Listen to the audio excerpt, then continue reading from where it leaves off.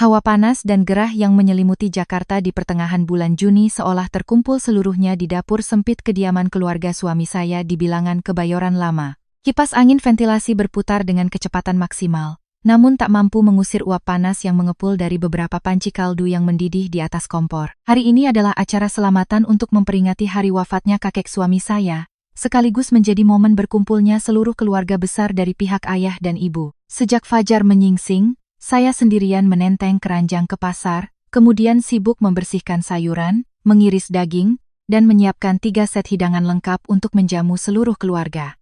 Sebagai seorang menantu perempuan, saya selalu menanamkan dalam diri untuk melakukan segalanya dengan sempurna. Nama saya Alia, seorang desainer interior. Pekerjaan saya di luar sangat sibuk dan penuh tekanan. Namun, begitu melangkahkan kaki ke dalam rumah, saya langsung menyingsingkan lengan baju untuk mengambil alih tugas rumah tangga. Sebenarnya, saya memiliki sebuah apartemen mewah di kawasan Sudirman, aset yang saya beli dengan jerih payah sendiri sebelum menikah. Namun, sejak menikah dengan Bagus dan menuruti perkataan ibu mertua saya, Bu Rati, saya membiarkan apartemen itu kosong dan pindah untuk tinggal bersama di rumah mertua demi menunjukkan bakti. Saat sedang terburu-buru mengiris ayam rebus menjadi potongan-potongan yang rapi, keringat yang bercucuran di pelipis membuat mata saya perih. Pisau daging yang tajam tanpa sengaja selip dan menyayat dalam jari telunjuk saya. Darah segar mengalir deras, menetes hingga ke talenan kayu. Saya segera berlari ke wastafel, menyiram luka di bawah air mengalir lalu membalutnya erat dengan kain kasa. Rasa nyeri yang berdenyut terasa hingga ke kepala. Namun saya tak berani mengeluh sedikit pun, hanya bisa menahan sakit sambil menyelesaikan hidangan terakhir untuk segera disajikan. Pesta makan berlangsung dengan riuh dan ramai. Semua orang makan hingga kenyang, tertawa dan berbincang dengan gembira. Bagus, suami saya, sibuk menuangkan bir untuk para paman, sesekali menepuk bahu mereka dan tertawa terbahak-bahak penuh kebanggaan. Tak seorang pun memperhatikan wajah saya yang pucat pasi dan jari tangan yang berdarah dan mulai membengkak. Setelah makan selesai, tumpukan piring dan mangkuk kotor menggunung di dapur. Dewi, adik bungsu suami saya yang tengah hamil 3 bulan, berjalan gontai ke dapur sambil mengelus perutnya. Ia memandangi tumpukan piring kotor itu, lalu mengerutkan kening dan mundur sambil berkata dengan nada manja, "Mbak Alia, perutku rasanya mual sekali hari ini. Tolong Mbak cuci piringnya." "Ya, dokter bilang kandunganku lemah, jadi harus menghindari terkena air." Saya menelan ludah, lalu menunduk menatap jari saya yang berdenyut nyeri. "Lukanya cukup dalam. Jika terkena air sabun sekarang, pasti akan infeksi." Dengan suara yang tetap lembut dan sabar, saya menjawab, "Jari Mbak sedang terluka parah, Dewi. Pasti akan perih sekali kalau kena sabun cuci piring. Kalau kamu lelah, istirahat saja di kamar. Biar nanti Mbak minta tolong Mas Joko untuk bantu Mbak beres-beres." Joko adalah suami Dewi, yang saat itu sedang bersantai minum teh dan membersihkan gigi di ruang tamu. Begitu ucapan saya selesai, Bu Ratih tiba-tiba muncul di dapur dengan wajah sangar. Ia menunjuk lurus ke wajah saya, suaranya yang melengking memecah suasana gembira di rumah. "Kamu ini jadi menantu cuma disuruh cuci 3 set piring saja sudah mau melempar tanggung jawab ke menantu laki-laki? Hah? Dewi itu sedang mengandung darah daging keluarga ini. Kamu mau dia keguguran gara-gara disuruh kerja? Tangan teriris sedikit saja apa bisa bikin mati? Dasar perempuan pemalas, cari-cari alasan. Keluarga ini sial sekali punya menantu sepertimu." Saya tertegun. Semua mata anggota keluarga kini tertuju ke sudut dapur. Hinaan ibu mertua bagaikan pisau tak kasat mata yang menusuk harga diri saya. Selama 2 tahun menjadi menantu, saya selalu bersabar dan mengalah, tak pernah membantah sepatah kata pun. Tapi hari ini, kesabaran saya sudah habis. Saya mengangkat kepala, menatap lurus ke mata Bu Rati dan berkata dengan jelas kata demi kata, "Bu, saya ini menantu, tapi saya juga manusia. Saya bisa merasakan sakit dan lelah. Saya mengeluarkan uang pribadi untuk menyiapkan 3 set hidangan ini sejak pagi buta. Sekarang saya hanya minta tolong adik ipar laki-laki untuk membantu, apa itu salah?" Mendengar itu, amarah Bu Ratih semakin menjadi-jadi. Ia maju dan menumpahkan sekeranjang sayuran segar di atas meja ke lantai, lalu berbalik masuk ke dalam kamar tidur saya. Beberapa menit kemudian, ia keluar sambil menyeret koper dan beberapa set pakaian saya, lalu melemparkannya ke depan pintu ruang tamu. "Kalau kamu pintar membantah, pergi saja dari rumah ini. Jangan bikin mata saya sakit melihatmu. Pergi." Saya menoleh ke arah Bagus, pria yang pernah berjanji akan melindungi saya seumur hidupnya. Saat ini, ia hanya duduk diam membisu di sofa. Wajahnya menunduk, tangannya masih memegang ponsel, tanpa sepatah kata pun untuk membela saya di hadapan ibunya. tanpa sedikit pun tatapan ke arah istrinya. Sikap pengecut dan lemahnya saat itu adalah jawaban paling jelas untuk pernikahan kami yang sudah dingin ini. Saya tersenyum getir, tanpa meneteskan air mata sedikit pun. Dengan tenang saya melangkah, mengambil tas tangan saya, dan berjalan keluar dari pintu rumah keluarga Prayoga. Malam Jakarta yang turun membawa sedikit angin sejuk, kontras dengan hawa panas yang menyekap saya sepanjang hari. Saya melangkah di jalanan yang sepi, bayangan punggung saya memanjang di bawah cahaya lampu jalan yang kekuningan. Tas kulit di tangan, terasa lebih berat oleh pikiran yang berkecamuk. Tidak ada air mata, tidak ada kesedihan yang mendalam. Saya hanya merasakan kelegaan yang aneh menyelinap di benak. Pintu rumah keluarga Prayoga telah tertutup, namun di saat yang sama, ia membukakan jalan baru bagi saya untuk menemukan kembali jati diri. Saya memanggil taksi dan langsung menuju studio desain milik Rina. Rina adalah sahabat terdekat saya sejak kuliah, sekaligus rekan kerja yang telah bersama selama bertahun-tahun. Melihat saya muncul di depan studionya dengan penampilan lelah dan jari terbalut perban putih, Rina tidak banyak bertanya. Ia diam-diam menyeduhkan secangkir teh kamomil hangat dan menarik kursi paling nyaman untuk saya duduki. Begitulah kami. Terkadang, tanpa perlu kata-kata, kami sudah saling memahami apa yang sedang dialami satu sama lain. Menyesap teh hangat itu, kehangatannya menjalar, mengusir sebagian rasa dingin di hati saya. Saya meminjam telepon studio untuk menghubungi Heru. Heru adalah seorang agen properti yang cekatan dan terpercaya yang pernah bekerja sama dengan saya dalam beberapa proyek interior. Telepon di seberang sana diangkat dengan cepat. Saya langsung ke pokok persoalan. Heru, saya perlu menjual cepat apartemen mewah di Sudirman yang atas nama saya. Pembelinya mau untuk tinggal atau investasi tidak masalah. Tapi saya prioritas yang punya uang tunai. Bisa bayar sekali lunas. Dan proses balik nama bisa selesai minggu ini juga. Saya bisa kasih sedikit diskon agar transaksinya cepat. Heru sedikit terkejut, namun etos kerjanya sangat profesional. Ia mengiyakan dan berjanji akan segera menyebarkan informasi ke jaringannya malam ini juga, dan besok pagi akan membawa klien yang serius untuk melihat unit. Setelah menutup telepon, saya menghela napas panjang. Apartemen itu adalah buah kerja keras saya, rumah impian yang selalu saya dambakan. Namun kini, ia justru menjadi mangsa yang diincar oleh ibu mertua saya siang dan malam. Bu Rati sudah berulang kali menyindir agar saya membalik nama apartemen itu untuk Dewi dan suaminya, sebagai hadiah pernikahan. Saya selalu menolak dengan halus, dan sejak itu sikapnya menjadi dingin dan ia selalu mencari-cari kesalahan saya. Menjual apartemen ini adalah cara terbaik untuk memutus semua angan-angan serakah keluarga itu. Layar ponsel saya tiba-tiba menyala, sebuah pesan WhatsApp masuk dari Bagus. Saya membukanya, sudut bibir saya sedikit terangkat membentuk senyum sinis. Kamu ini bikin ibu marah saja. Malam ini kamu menginap saja di tempat Rina, biar kemarahan ibu reda. Besok pulang kerja, jangan lupa beli sarang burung walet, lalu pulang dan minta maaf sama ibu. Ibu marah juga demi kebaikanmu. Jangan keras kepala lagi. Itu lagi, kalimat yang sama. Ia selalu menuntut saya untuk mengalah, untuk berlutut meminta maaf demi mendapatkan kedamaian palsu. Seorang suami yang tidak bisa melindungi istrinya, hanya bisa diam melihat istrinya dihina, lalu mengirim pesan seolah-olah ia sedang memberi anugerah. Saya menggeser layar, dengan dingin memblokir nomor Bagus, dan sekaligus menonaktifkan notifikasi dari grup keluarga besar mereka. Malam itu, saya berbaring di tempat tidur lipat di studio desain, mendengarkan deru kendaraan yang lalu lalang di jalan besar. Saya tahu, mulai besok, hidup saya akan membuka lembaran yang sama sekali baru. Tidak akan ada lagi makan malam yang berlinang air mata, tidak ada lagi helaan napas menahan sabar di tengah malam. Saya akan berdiri dengan kaki saya sendiri, hidup dengan terhormat dan bangga, sesuai dengan nilai-nilai yang telah saya bangun dengan susah payah. Keesokan paginya, matahari bersinar cerah menembus jendela kaca studio desain. Saya bangun pagi, mengganti perban di jari, lalu mulai mengerjakan revisi desain untuk klien. Kesibukan kerja membantu saya melupakan sejenak masalah semalam. Sekitar jam 9 pagi, Rina masuk ke studio sambil menyodorkan ponselnya ke hadapan saya, menggeleng-gelengkan kepala. Lihat ini, keluarga mertuamu itu jago sekali bersandiwara. Mereka pikir kamu diusir itu berarti kamu kehilangan segalanya. Saya mengalihkan pandangan dari layar komputer, menatap ponsel Rina. Itu adalah status terbaru di Facebook milik Dewi. Adik ipar kesayangan saya itu mengunggah foto dirinya dan suaminya tersenyum ceria di depan sebuah toko furnitur. Dengan keterangan yang penuh kebanggaan, akhirnya sebentar lagi bisa pindah ke apartemen mewah untuk masa kehamilan. Terima kasih mama tersayang dan kakak laki-laki terbaik yang sudah memberikan hal terindah untuk keluarga kecil kami.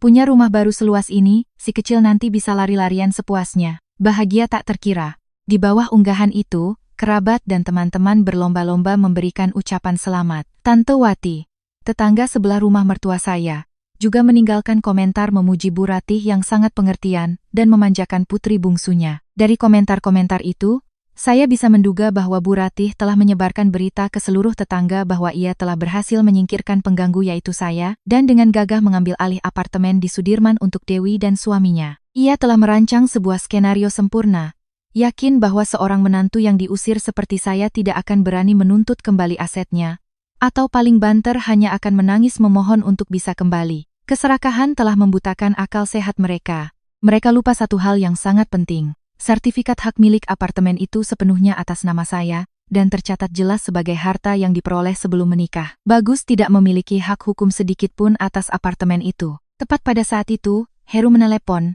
memberitahukan bahwa ia telah menemukan pembeli yang serius. Klien tersebut adalah Pak Tirtayasa, seorang pengusaha pensiunan yang sedang mencari apartemen siap huni di pusat kota untuk putra bungsunya yang baru pulang dari studi di luar negeri. Saya segera mengambil cuti setengah hari, membawa dokumen pribadi saya ke kantor notaris untuk bertemu Pak Tirtayasa. Pak Tirtayasa adalah seorang pria berusia sekitar 60-an, dengan wajah yang ramah dan penampilan sederhana namun memancarkan aura kebijaksanaan. Setelah memeriksa dengan teliti semua dokumen legal dan melihat langsung kondisi apartemen, beliau sangat puas dengan desain interior yang telah saya kerjakan.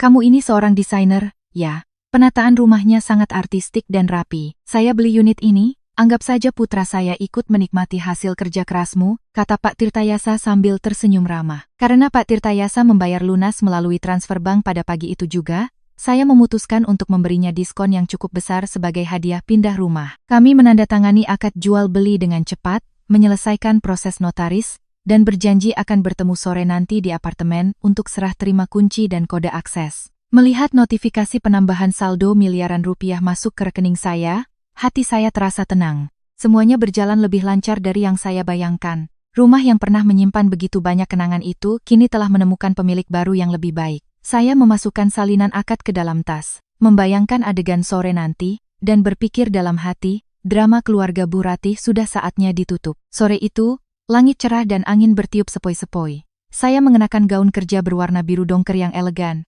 dengan riasan tipis untuk menutupi kelelahan beberapa hari terakhir. Bersama Pak Tirtayasa dan Heru, kami menuju kompleks apartemen mewah di Sudirman.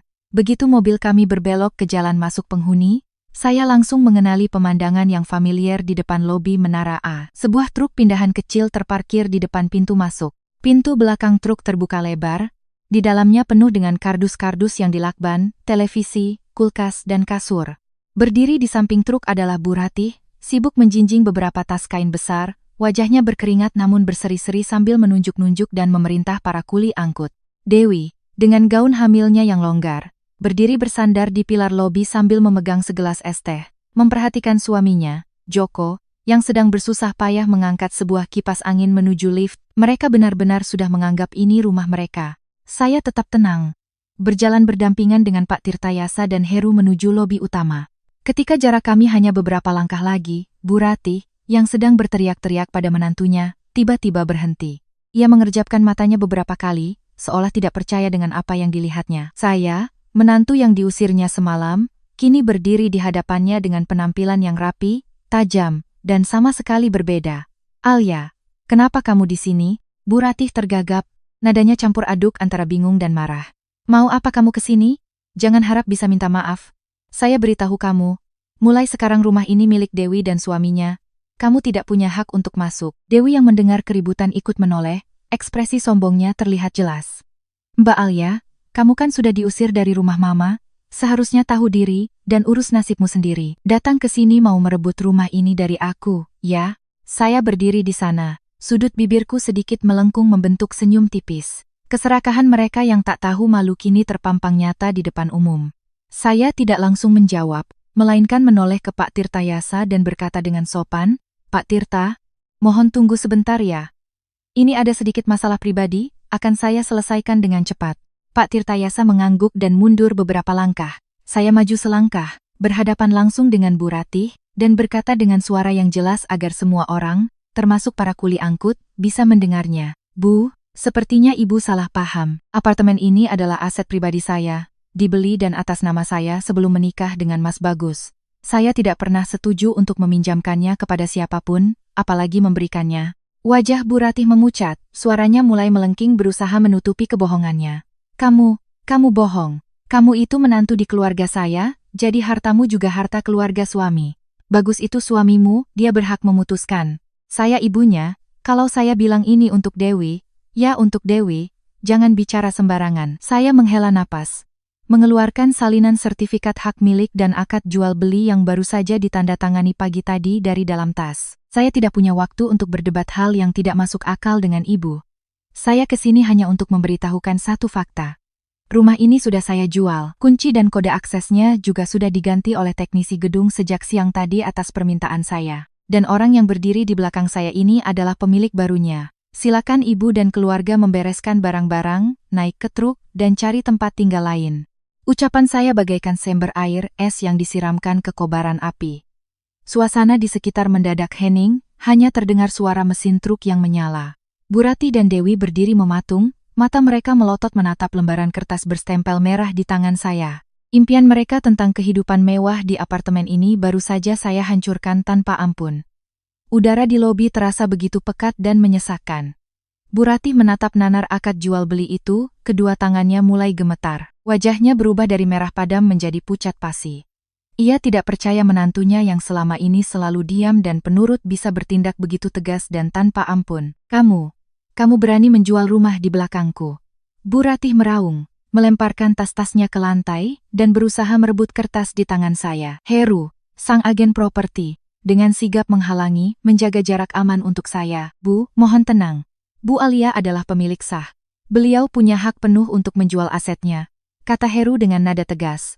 Layaknya orang yang paham hukum, karena tak bisa berbuat apa-apa, Bu Ratih dengan panik mengeluarkan ponsel dan menelepon Bagus. Begitu telepon diangkat, ia langsung berteriak, "Bagus, cepat ke sini. Istrimu ini sudah berkhianat, dia diam-diam menjual rumah dan menggelapkan aset. Dia mengusir ibu dan adikmu ke jalan. Cepat ke sini dan beri dia pelajaran." Setelah berteriak, ia menutup telepon dan menatap saya dengan tatapan mengancam. "Tunggu saja, begitu Bagus datang, dia akan tahu rasa. Kamu pikir dengan menjual rumah semuanya selesai? Uang hasil penjualan juga harus dibagi dua, itu hukumnya." Saya hanya berdiri tenang dengan tangan bersedekap, tak ingin membalas. Saya ingin melihat dengan wajah seperti apa pria itu akan muncul. Berbeda dengan Bu Ratih yang beringas, Dewi hanya meringkuk di sudut, wajahnya sepucat daun pisang. Namun, reaksi paling keras justru datang dari Joko, suami Dewi. Sejak tadi ia hanya diam menyaksikan semuanya. Wajah pria yang biasanya jujur dan sederhana itu kini dipenuhi kekecewaan. Joko melangkah maju, membanting kipas angin yang dipegangnya ke lantai keramik, lalu menatap tajam istri dan ibu mertuanya. "Ini sebenarnya ada apa? Mama bilang ini rumah yang Mama beli untuk kami sebagai modal usaha. Dewi juga bilang ini rumah dari keluarga besarnya. Ternyata selama ini Mama dan kamu bersekongkol menipu saya. Ternyata Mama mau merampas rumah Mbak Alia untuk cari muka." Dewi tergagap, mencoba meraih tangan suaminya. "Mas, dengarkan penjelasanku dulu." "Jelaskan apa?" Joko menepis tangan Dewi, suaranya bergetar karena marah.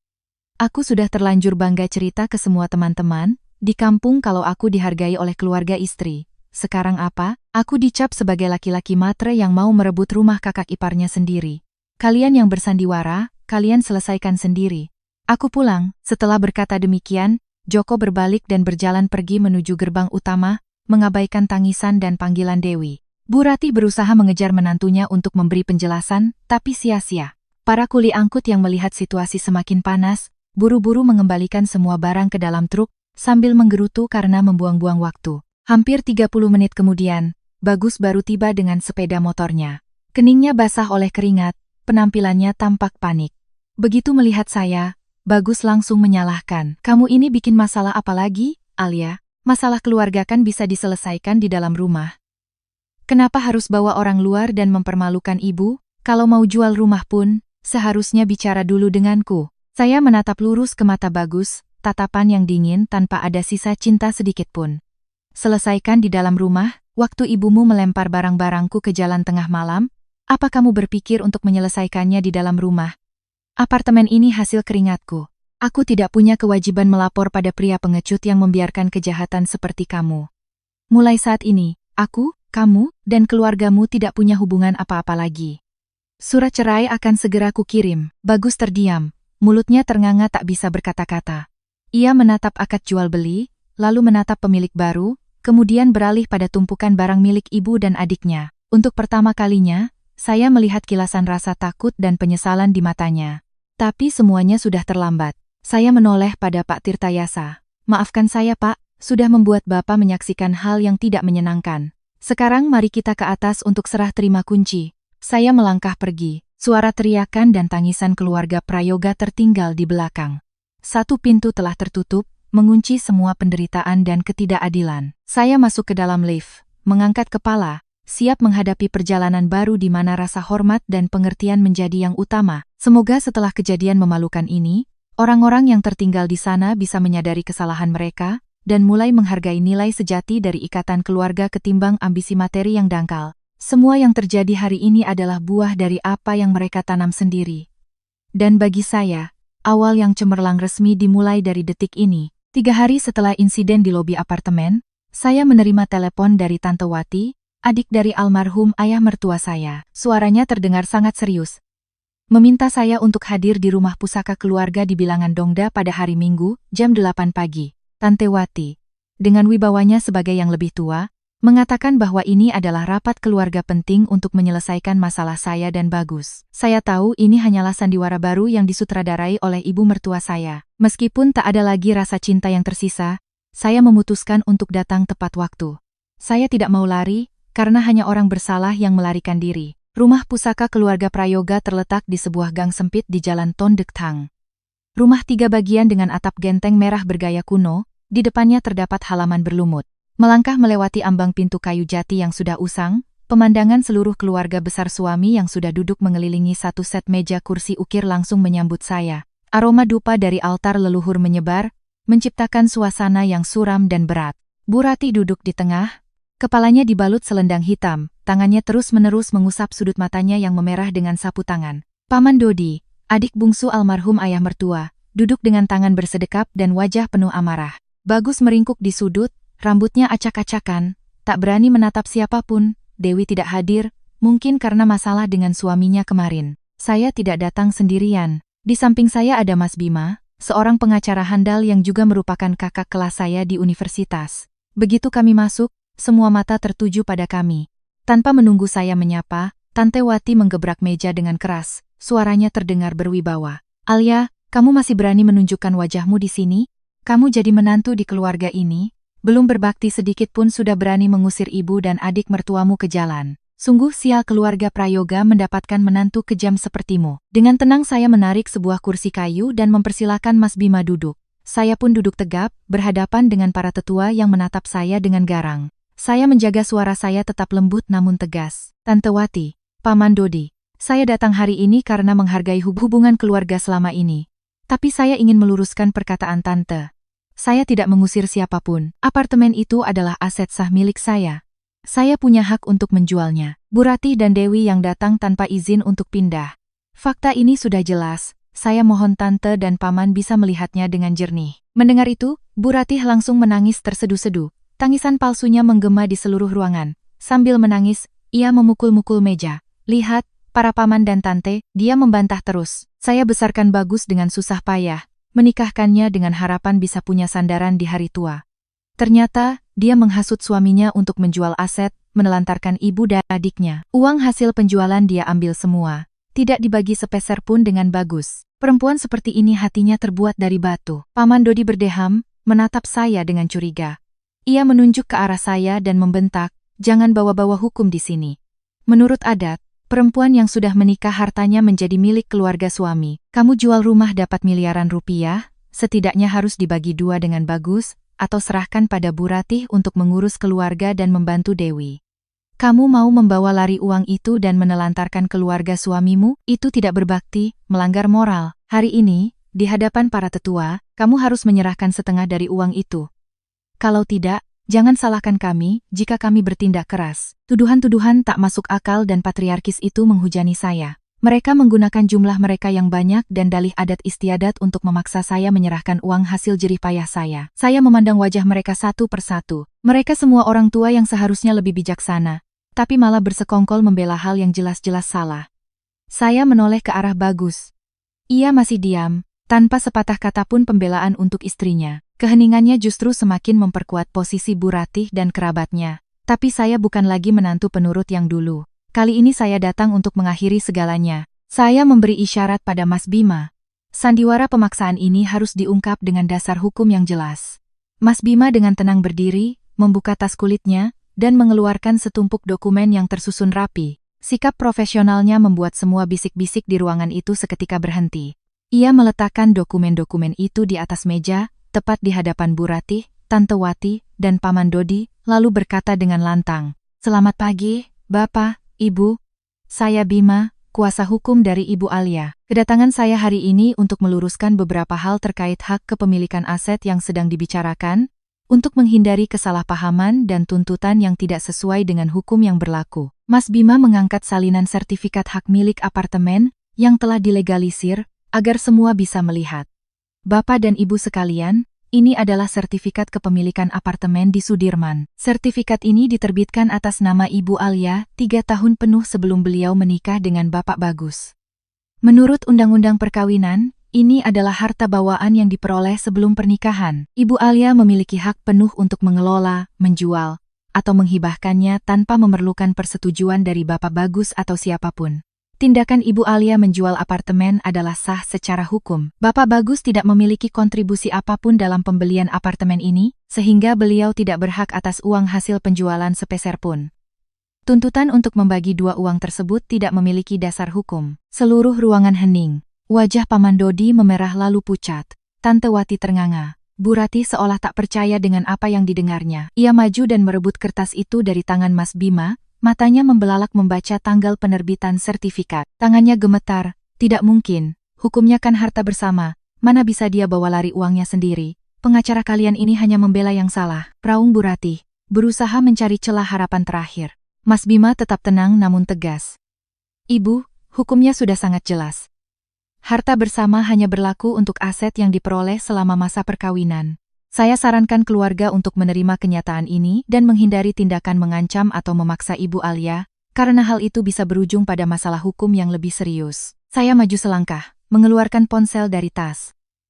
Saya tidak mau berdebat lebih lama lagi. Saya menatap lurus pada Bu Ratih dan berkata dengan jelas, "Ibu bilang saya kejam. Ibu bilang saya berhati batu. Kalau begitu, mari kita semua dengarkan bagaimana selama 2 tahun ini saya diperlakukan oleh ibu mertua tercinta ini."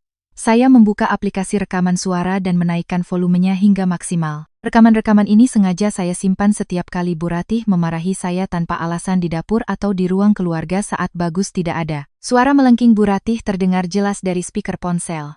"Kamu pikir punya uang sedikit sudah bisa sombong di rumah ini, ha? Perempuan mandul. Tidak berguna. Sial sekali keluarga ibumu melahirkan anak egois dan pelit sepertimu. Selama tinggal di rumahku, kamu harus melayaniku. Apartemenmu itu cepat atau lambat akan kusuruh Bagus balik nama untuk Dewi. Kalau kamu pintar, serahkan baik-baik. Jangan sampai aku yang mengusirmu dari sini." Setiap hinaan, setiap makian kejam terdengar di tengah ruang keluarga yang sakral itu.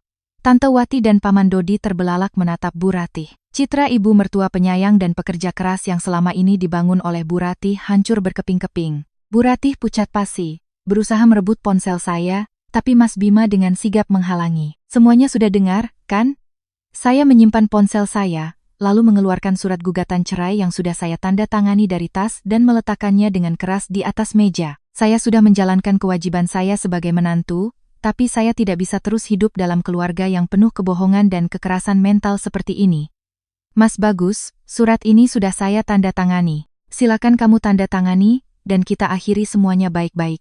Permisi." Saya berbalik dan melangkah pergi, tanpa ragu sedikit pun. Di belakang saya, rumah pusaka itu diliputi keheningan yang mencekam. Tak ada yang berani mencegah, tak ada yang berani membela Bu Ratih lagi. Kebenaran telah terungkap, menghancurkan semua angan-angan serakah mereka. Saya meninggalkan tempat itu dengan perasaan lega yang luar biasa. Saya kembali ke studio dan menyibukkan diri dengan proyek-proyek yang tertunda. Namun, saya terlalu meremehkan sifat tak tahu malu Bu Ratih. Didorong ke sudut dan dipermalukan di depan kerabat, ia tidak merasa bersalah, justru kebenciannya semakin menjadi-jadi. 2 hari setelah pertemuan keluarga itu, ponsel saya terus-menerus menerima pesan dari tetangga lama dan beberapa kerabat jauh. Saya merasa aneh, lalu menelepon Rina untuk mencari tahu. "Rina, yang punya banyak kenalan di lingkungan rumah mertua saya, langsung menjawab dengan nada kesal. Alia, ibu mertuamu itu benar-benar keterlaluan. Dia menyebarkan fitnah tentangmu di grup WhatsApp kompleks dan grup keluarga besar. Dia bilang kamu punya gangguan jiwa, makanya berhalusinasi menjual rumah. Dia bahkan mengarang cerita kalau kamu selingkuh, makanya ngotot minta cerai dari Bagus. Dia berperan sebagai korban yang sangat menyedihkan. Mendengar itu, amarah saya memuncak. Fitnah keji ini tidak hanya mencoreng nama baik saya, tapi juga bisa merusak reputasi pekerjaan saya. Saya menarik napas dalam-dalam. Rina, apa kamu bisa mendapatkan bukti dari apa yang dia katakan di grup WhatsApp itu? Tenang saja, kakak iparku ada di grup WhatsApp kompleks itu. Aku sudah minta dia untuk mengambil tangkapan layar semuanya. Tapi ada berita yang lebih mengejutkan. Kemarin aku minta tolong temanku yang dokter di rumah sakit bersalin untuk memeriksa. Ternyata 3 tahun lalu, tepat sebelum kamu menikah dengan Bagus, Bu Ratih pernah diam-diam datang ke rumah sakit untuk mencari tahu rekam medismu. Dia pikir kamu punya masalah kandungan atau mandul dan mau mencari alasan untuk membatalkan pernikahan. Untungnya pihak rumah sakit sangat ketat, jadi dia tidak berhasil. Tapi rekaman CCTV dan buku tamu masih menyimpan jejaknya saat membuat keributan di resepsionis. Temanku sudah berhasil memotret buku catatan satpam tahun itu. Jantung saya serasa diremas. Kelicikan wanita itu jauh melampaui imajinasi saya. Bahkan sebelum saya masuk ke keluarganya, saya sudah dijadikan target. Saya tidak bisa tinggal diam lagi. Saya membuka aplikasi WhatsApp, memilih grup keluarga besar Prayoga yang belum saya tinggalkan. Saya mulai mengetik pesan dengan tegas, melampirkan semua bukti yang baru saja dikirimkan Rina. Saya mengirimkan semua tangkapan layar pesan fitnah Bu Ratih di grup kompleks. Kemudian, saya mengirimkan foto halaman buku catatan satpam rumah sakit yang mencatat nama Bu Ratih saat mencoba mengakses rekam medis saya. Terakhir, saya mengirimkan kembali rekaman suara saat Bu Ratih menghina saya. Saya menyertainya dengan pesan panjang kepada seluruh paman, tante, dan kerabat sekalian. Selama menjadi menantu, saya selalu berusaha menghormati dan bersabar. Tapi saya tidak bisa lagi mentolerir fitnah keji yang merusak nama baik saya. Silakan lihat sendiri bukti-bukti ini untuk mengetahui wajah asli dari wanita yang selama ini kalian anggap sebagai panutan. Mencoba mengakses rekam medis pribadi orang lain secara ilegal adalah pelanggaran hukum. Fitnah bahwa saya memiliki gangguan jiwa, dan selingkuh juga sudah cukup untuk menjadi dasar tuntutan pencemaran nama baik. Semua bukti ini sudah saya serahkan pada pengacara saya. Jika Bu Ratih masih terus menyebarkan kebohongan, saya akan resmi menempuh jalur hukum. Terima kasih. Setelah mengirim pesan itu, saya dengan dingin menekan tombol keluar dari grup. Perasaan lega yang luar biasa memenuhi pikiran saya. Topeng kemunafikan yang selama ini dikenakan Bu Ratih telah saya robek. Di dunia orang dewasa, kebenaran harus diungkap dengan bukti yang kuat. Bukan dengan air mata buaya atau gosip murahan. Citra ibu mertua teladan yang dibangun Bu Ratih di mata keluarga besarnya resmi hancur menjadi debu. Badai di keluarga besar suami saya meledak hebat setelah saya menyebarkan bukti-bukti itu. Menurut cerita Rina, keluarga Prayoga kini kacau balau. Tante Wati dan Paman Dodi merasa tertipu dan sangat marah karena telah membela Bu Ratih. Mereka berbalik mengkritiknya dengan tajam. Suasana di rumah Kebayoran Lama itu pasti sangat tegang. Pada hari Kamis sore, ponsel saya berdering. Nomor yang muncul adalah nomor Bagus. Saya ragu sejenak, lalu memutuskan untuk menjawabnya. Saya ingin tahu apa lagi yang ingin ia katakan. Terdengar keheningan panjang di seberang sana, diselingi helaan napas berat. Akhirnya, suara serak dan lelah Bagus terdengar. Alia, ini aku. Maaf mengganggumu. Saya menjawab dengan nada datar. Ada apa? Kalau soal ibumu, kita tidak punya apa-apa lagi untuk dibicarakan. Bukan soal ibu, potong Bagus cepat, suaranya terdengar panik dan penuh penyesalan. Aku tahu ibu salah.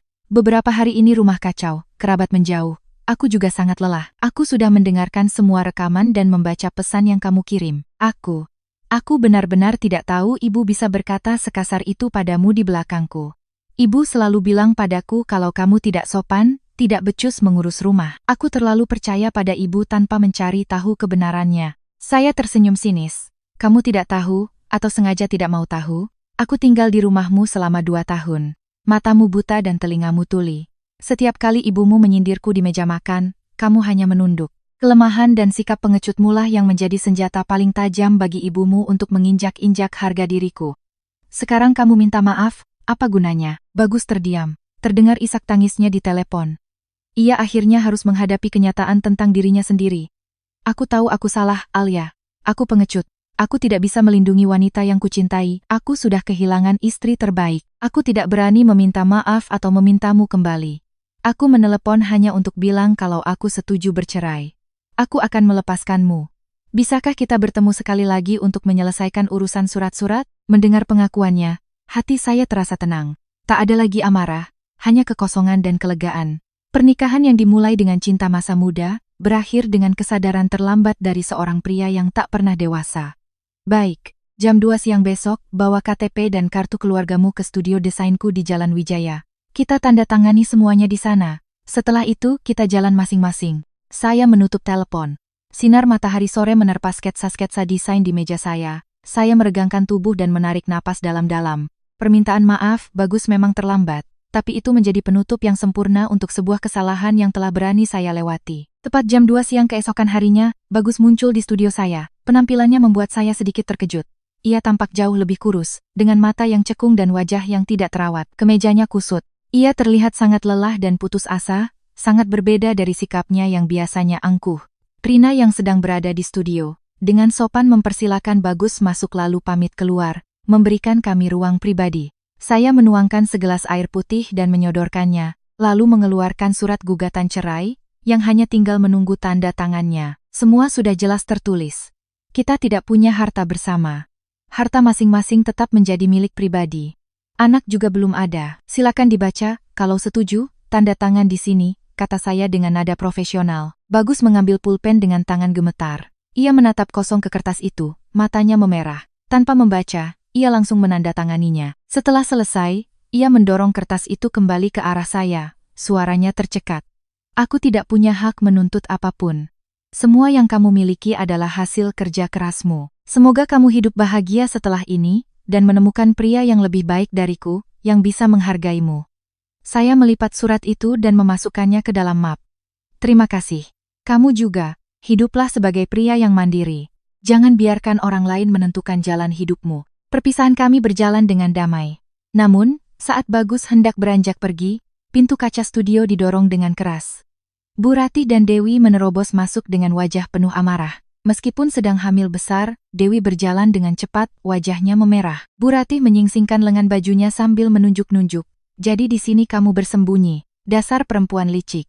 Kamu menghasut Bagus untuk cerai agar bisa menguasai semua uang hasil penjualan rumah, kan? Aku tidak akan biarkan kamu lolos.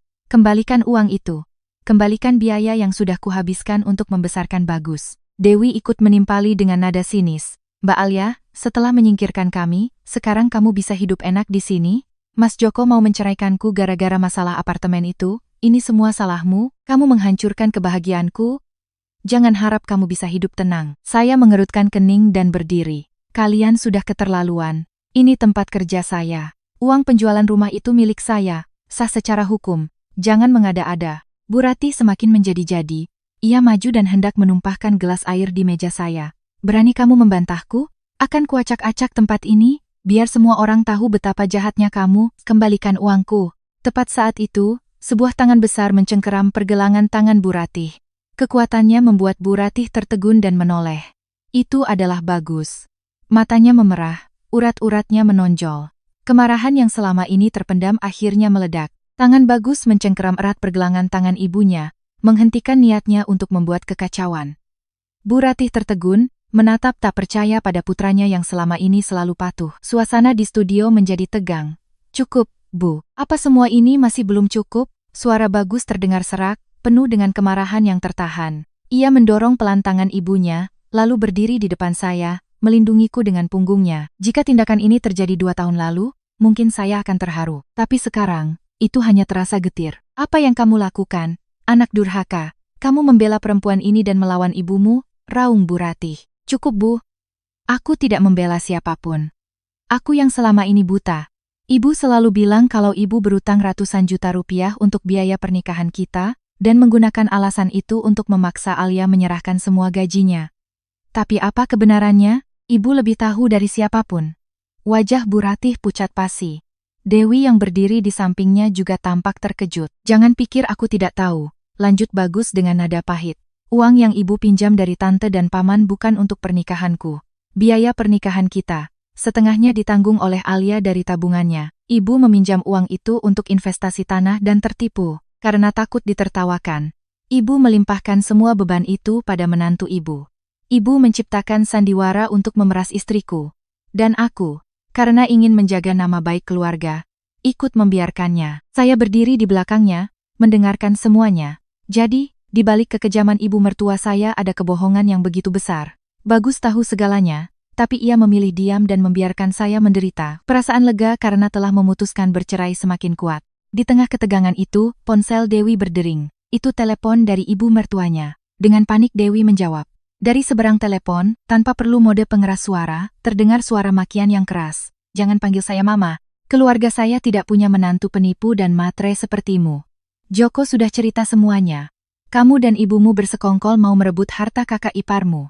Joko sedang mengurus surat cerai. Sore ini suruh keluargamu ambil barang-barangmu dan pergi dari rumahku. Ponsel itu jatuh dari tangan Dewi. Ia terduduk di lantai, menangis terseduh-seduh. Bu Ratih panik dan berusaha menenangkan putrinya. Pemandangan keluarga mereka saat itu seperti sebuah drama komedi tragis yang mereka ciptakan sendiri. Saya tidak peduli. Saya kembali ke meja saya.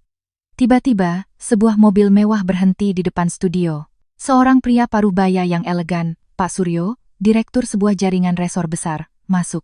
Ia adalah klien penting saya. Melihat suasana yang kacau, ia sedikit terkejut, namun dengan cepat kembali tenang dan menyapa saya. Halo, Alia. Maaf saya datang mendadak, tidak apa-apa, Pak Suryo. Ini hanya beberapa tamu tak diundang, jawab saya dengan senyum profesional. Saya kesini untuk membawa kontrak kerja sama kita. Dewan direksi sangat menyukai desainmu. Total nilai proyek ini hampir 5 miliar rupiah. Kita bisa langsung tanda tangan, dan kami akan langsung mentransfer uang muka sebesar 30%. Ucapan Pak Suryo terdengar jelas, menghantam telinga Bu Ratih dan Dewi. Mereka berhenti menangis dan menatap tak percaya pada tumpukan dokumen tebal di meja. 5 miliar rupiah, angka yang bahkan tidak pernah mereka bayangkan. Bu Ratih selalu menganggap saya hanya seorang pegawai rendahan. Kini, melihat kesuksesan saya, ia ternganga, wajahnya pucat pasi. Saya dengan cepat memeriksa kontrak. Semuanya sesuai. Saya menandatanganinya dengan mantap. Pak Suryo juga menandatangani, lalu melakukan transfer melalui ponselnya. Beberapa detik kemudian, ponsel saya berbunyi, notifikasi uang masuk sebesar 1,5 miliar rupiah. Saya sengaja memperlihatkan layar ponsel itu ke arah Bu Ratih. Matanya terpaku pada deretan angka 0 yang panjang, tenggorokannya tercekat. Setelah Pak Suryo pergi, saya menatap mereka. Mereka tak lagi berani bersuara. Di hadapan kesuksesan dan kemandirian saya, mereka tampak begitu kecil dan menyedihkan. Ibu sudah lihat, saya tidak perlu bergantung pada siapapun. Saya punya kemampuan untuk membangun hidup saya sendiri, kata saya dengan dingin. Apartemen yang saya jual itu hanya sebagian kecil dari apa yang bisa saya hasilkan. Tapi bagi keluarga ibu, itu adalah segalanya hingga ibu rela mengorbankan segalanya. Sekarang, coba tanyakan pada diri sendiri, siapa yang sebenarnya tidak pantas? Bu Ratih gemetar, tak bisa membantah. Rina kemudian dengan tegas meminta mereka untuk pergi. Mereka keluar dari studio dengan langkah tergesa-gesa. Tinggallah Bagus sendirian. Ia menatap saya dengan tatapan penuh penyesalan, lalu membungkukkan badannya dalam-dalam, sebuah permintaan maaf tanpa kata. Aku pergi. Terima kasih untuk segalanya. Hiduplah dengan bahagia. Setelah ia pergi, saya duduk dan menghapus semua kontak serta memblokir semua akses komunikasi darinya dan keluarganya. Saya ingin memulai hidup baru yang bersih.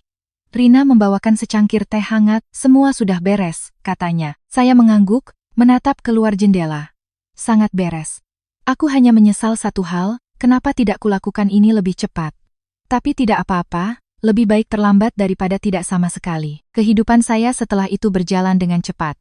Proyek 5 miliar itu menyita seluruh waktu saya. Saya sering bepergian, menikmati kebebasan dan udara segar. Sementara saya menikmati kesuksesan, keluarga Prayoga jatuh ke dalam krisis. Dewi diceraikan oleh suaminya dan kembali ke rumah ibunya dengan perut buncit, menjadi bahan cemoohan tetangga. Bu Ratih, setelah kebohongannya terungkap, ditagih utang oleh kerabatnya. Tanpa uang dari saya, ia terpaksa menjual tanah warisan dan menggadaikan rumahnya. Yang paling menyedihkan adalah Bagus. Ia berhenti dari pekerjaannya karena depresi, mengurung diri dalam penyesalan. Suatu malam, saya melihat unggahan statusnya yang dikirimkan oleh seorang teman.